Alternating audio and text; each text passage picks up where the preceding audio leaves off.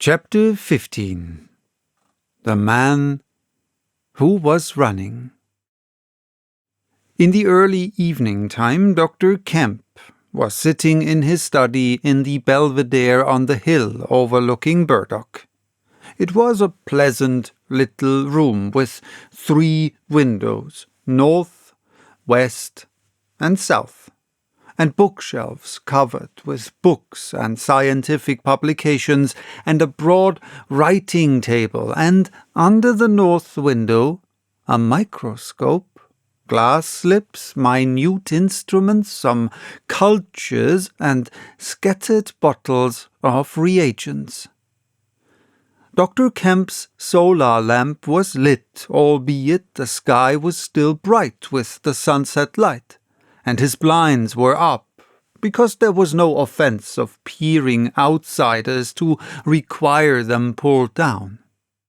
Dr. Kemp was a tall and slender young man with flaxen hair and a moustache almost white, and the work he was upon would earn him, he hoped, the fellowship of the Royal Society, so highly did he think of it.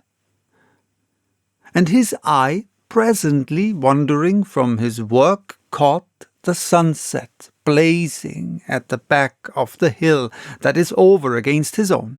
For a minute, perhaps, he sat, pen in mouth, admiring the rich golden colour above the crest, and then his attention was attracted by the little figure of a man, inky black, running over the hill brow towards him. He was a shortish little man, and he wore a high hat, and he was running so fast that his legs verily twinkled. "Another of those fools," said Dr. Kemp, "like that ass who ran into me this morning round a corner with his visible man a-coming, sir. I can't imagine what possesses people. One might think we were in the 13th century. He got up, went to the window, and stared at the dusky hillside, and the dark little figure tearing down it. "He seems in a confounded hurry," said Dr. Kemp, "but he doesn't seem to be getting on. If his pockets were full of lead, he couldn't run heavier." "Spurted, sir," said Dr. Kemp. In another moment, the higher of the villas that had clambered up the hill from Burdock had occulted the running figure. He was visible again for a moment, and then again 3 times between the 3 detached houses that came next, and the terrace hid him. "Asses," said Dr. Kemp, swinging round on his heel and walking back to his writing table. But those who saw the fugitive nearer, and perceived the abject terror on his perspiring face, being themselves in the open roadway, did not share in the doctor's contempt. By the man pounded, and as he ran he chinked like a well-filled purse that is tossed to and fro.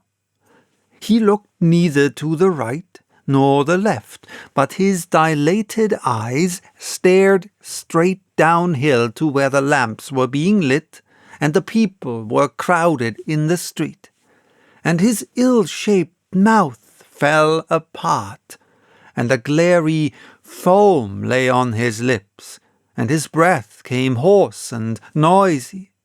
All he passed stopped and began staring up the road and down and interrogating one another with an inkling of discomfort for the reason of his haste. And then, presently, far up the hill, a dog playing in the road yelped and ran under a gate, and as they still wondered, a wind, a pad, pad, pad, a sound like a panting, breathing, rushed by.